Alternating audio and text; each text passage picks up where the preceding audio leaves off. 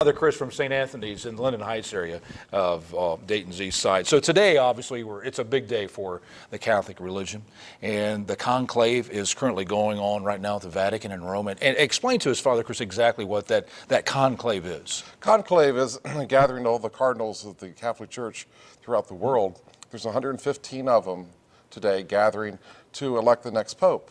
Conclave, the word means with secrecy or under key. So they'll be going into the Sistine Chapel at the Vatican, and they'll be praying, and they'll be choosing the next Roman pontiff. And they have paper ballots. Yes, they do. They walk up, they hand in their ballots. What, 3 or 4 cardinals will take those and then count them, correct? I think there's 3. 3? And they will count them, and then they actually put a needle of thread through them, keep them all together, and then after they count them, they'll burn them.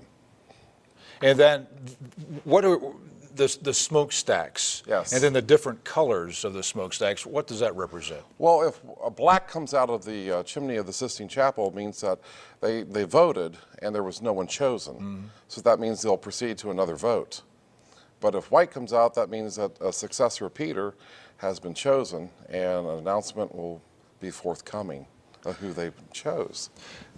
What has this meant for the Catholic religion, as far as, are people excited about it? Catholics excited about this procedure? Tremendous excitement about it. There's always a suspense. There's always a question of who's going to be the next leader of the world, the world Catholics. There's just so much hype about it. It's educational from my point of view. Running a school in East Dayton, the children of St. Anthony's, this is big news to them. It's something that is alive, it's current. They see it on the TV at home. They can relate to it. Every time we celebrate Mass, we pray for the Pope. So the name comes up rather frequently in their vocabulary and their life. And to hear that is so big to them. So what did you say last Sunday when there really wasn't a Pope officially at that time? Well, I told all my parishioners at St. Anthony's that please keep their eyes, ears open to the news this week, and be attentive to it, because this is history. This is history for everyone. Absolutely. I'm growing up as a child. I remember when John Paul I was elected, and I also remember when John Paul II was elected. I was in the seminary at Mount St. Mary's in Cincinnati when Pope Benedict was elected. Big time. And we see live shots now of the Vatican and those chimneys, the smokestacks, if you will. Nothing so far, so obviously we haven't made any decisions as of this point. But share with me how non-Catholics have handled this. You even they're interested as well, aren't they? Unbelievably. I was at Tank's yesterday for breakfast, and I was amazed by all the people there, the waitresses, and even the patrons. They were gathered around my table talking to me about it. They had questions about, who is a cardinal, how do you become a cardinal, who was going to be chosen, how the process goes, and what's next. Is this bringing Catholics back? Yes, yes. Because anytime you have an awareness of the faith and how important it is in people's lives, makes everyone reflect individually on their own faith journey and what the faith means to them.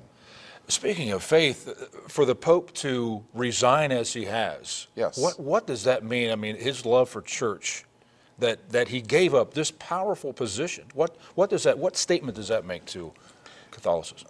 It shows that we had a very humble man as the leader for many years. The fact that you hold the keys of the job and you're willing to turn that over. Not too many people in the world are willing to give up such a powerful job. And it shows that there's deep love for the church, for the people of God, that he was very in tune to his life, and that, as he said, he didn't have the strength to carry on. Right. So that's love, and he's willing to pass that on and to someone maybe a bit stronger that can serve the church a little bit. Exactly. And the church is a organic situation where there's always things growing and coming, and there's all kinds of things to do. It's not a passive job. And nor is yours. I know you have to get off to 9:30 Mass, where you'll be praying for the Pope and the direction of the church. Father Chris, thank you so much for coming in today. We appreciate your input. You're welcome, Dan. Thank you.